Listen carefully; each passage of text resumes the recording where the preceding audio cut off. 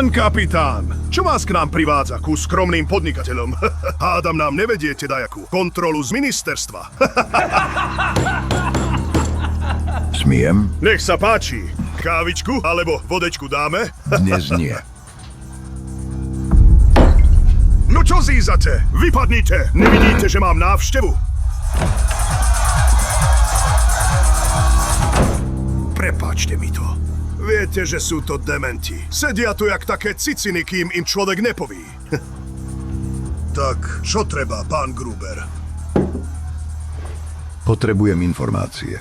Čo robí cez deň? Kde sa pohybuje? S kým sa stretáva? S kým trtká? Všetko. Poznám ho. Veľké zvíra. Príliš veľké. Preto som prišiel za tebou. Viem, že tie tvoje kšeftíky siahajú až k veľkým chlapcom. Prečo si ho nepreklepnete vy? Čo my, takí amatéri? Nesmie vedieť, že na tom pracujem. Čo ak to niekomu vykvákam? Budeš držať jazyk za zubami.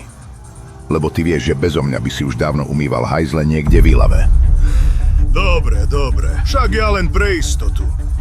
Pozriem sa na to s chlapcami. S dobrými chlapcami.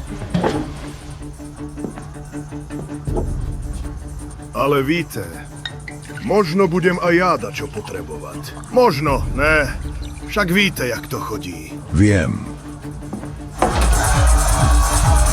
Skurvenci zelení, len problémy mi nosá.